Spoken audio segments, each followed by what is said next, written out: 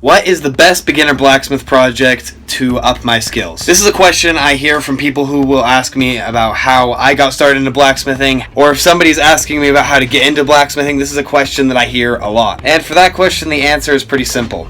Hooks. Hooks are super easy to forge.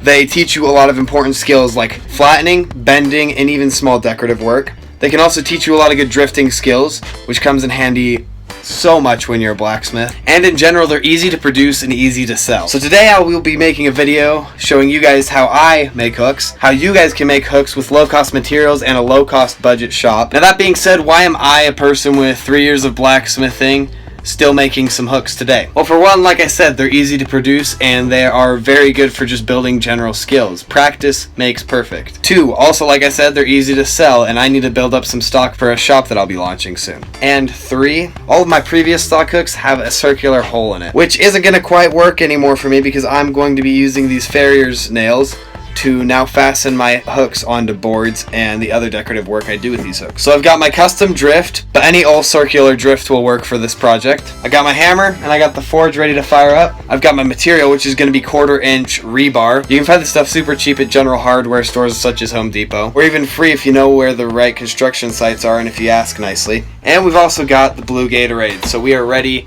to fire up the forge and get going. So for the first heat of these hooks, we just need a flat surface. So go ahead, if you're using round stock or this 1/4 inch rebar like me, flatten it out.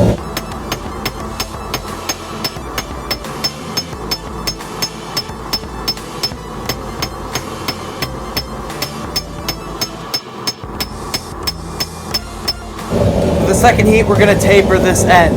If you don't know how to do that, it looks like this. Lean it up diagonally against the anvil and strike some blows.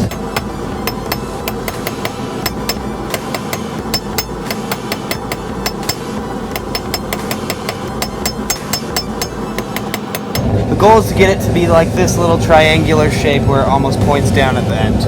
Next, we need to create the null on this end for the null hook. So use the edge of your anvil and just hit it over. And then bring it back with the hammer. This helps prevent clothing and cloths from getting snagged on any sharp edges that could be on the end of your hook. Now we're going to drift the hole. So take your drift, put your hook over the hardy, go for it.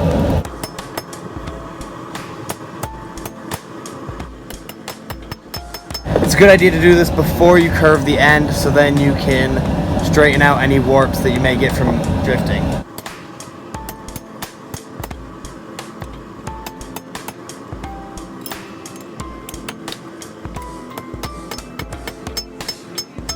Then move over to your horn or even your anvil edge and finish up the hook by bending it.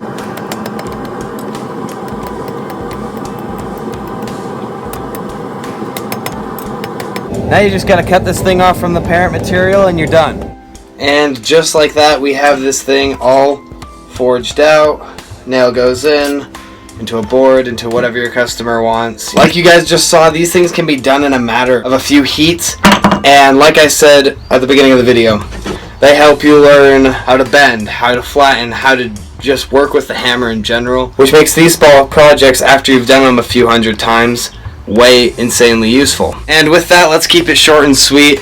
Thank you guys for watching. Let me know if you guys want to see any more beginners tutorials. I'm thinking how to forge a drift, a chisel. Some of those basic tools could be helpful for you guys, so look out for those in the future. And as always, thanks for watching.